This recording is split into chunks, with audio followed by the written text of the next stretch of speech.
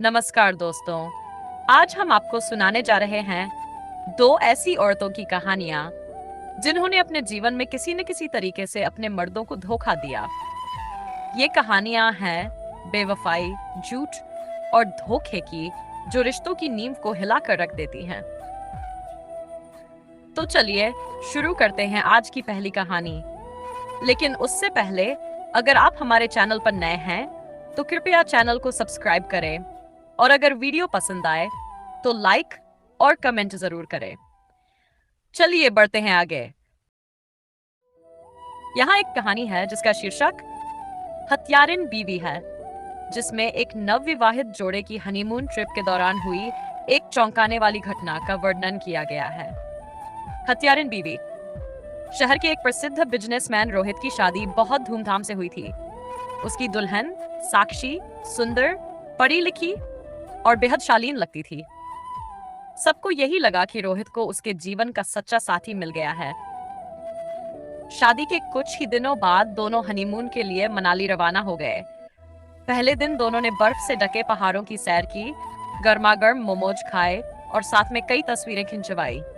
Hotel लौटते समय रोहित ने साक्षी की आंखों में देखा और कहा, सच में तुम्हारे आने से मेरी जिंदगी बदल गई है।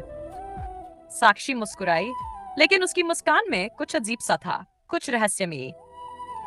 रात को होटल के कमरे में साक्षी ने रोहित के लिए खास वाइन और डिनर ऑर्डर किया।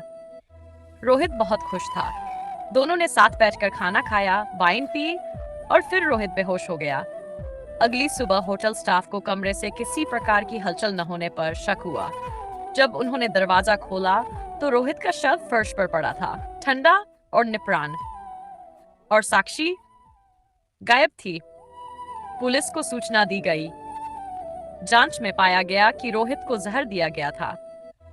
सीसीटीवी फुटेज खंगाली गई, जिसमें साक्षी रात के 2 बजे होटल से निकलती हुई दिखी। उसका चेहरा भाव शून्य था, लेकिन आंखों में क्रूर संतोष छलक रहा था। जांच में एक और चौंकाने वाला खुलासा हुआ। साक्षी पहले भी 2 बार शादी कर चुकी थी और दोनों पतियों की रहस्यमयी मौतें हुई थी। दोनों केस बंद हो चुके थे क्योंकि कोई सबूत नहीं मिला था। लेकिन इस बार साक्षी की पहचान और पिछले मामलों की कड़ियां जुड़ गई। हफ्ते भर की खोजबीन के बाद साक्षी को नेपाल सीमा के पास पकड़ा गया। उसने पुलिस के सामने अपना जुर्म कबूल किया। उसने कहा, मुझे मर्दों पर भरोसा नहीं रहा। हर कोई बस इस्तेमाल करता है, छोड़ देता है। इसलिए मैंने तय किया कि अब मैं ही फैसला करूंगी कि कौन जिए और कौन मरे। उसके इस बयान ने सबको झकझोर कर रख दिया। कोर्ट में उसे उम्र कैद की सजा सुनाई गई, लेकिन लोगों के मन में सवाल अब भी था, क्या यह सिर्फ बदले की आग थी या कुछ और? क्या कोई और भी उसके निशाने पर था? निष्कर्ष, यह कहानी उस अंधे विश्वास की चेतावनी है जो हम रिश्तों में कर बैठते हैं। कभी कभी जो दिखता है वो होता नहीं, और हनीमून जैसी सुखद यात्रा भी एक खौफनाक मोड़ ले सकती है, जब प्यार की जगह नफरत और धोखा ले ले। मैं बेवफा औरत, लोग मुझे बेवफा कहते हैं। कहते हैं कि जिस आदमी ने मुझे छत दी, खाना दिया, समाज में इज्जत दी, मैंने उसी का साथ छोड़ दिया। वो दिन आज भी याद है जब मोहल्ले की औरतों की आंखों में नफरत थी और मर्दों की नजरों में हवस। सब मुझे एक ही नाम से पुकारते थे, बेवफा औरत। लेकिन क्या किसी ने पूछा मेरी कहानी? मैं राधा हूं। जब मेरी शादी अरुण से हुई थी, मैं सिर्फ 19 साल की थी।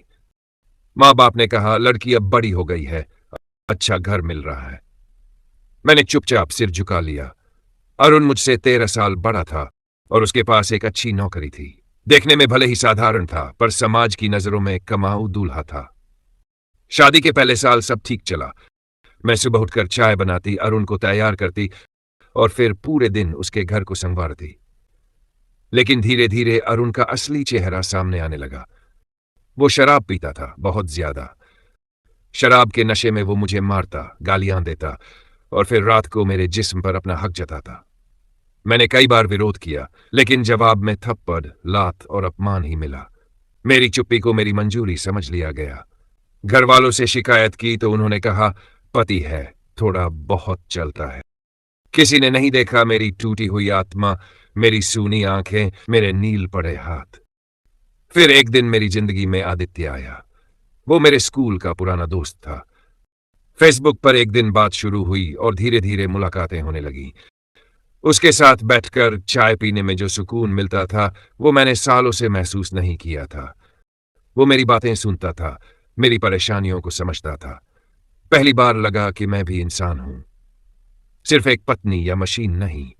आदित्य ने कभी मुझसे कुछ नहीं मांगा, बस मेरी दोस्ती, मेरी हंसी, मेरा साथ।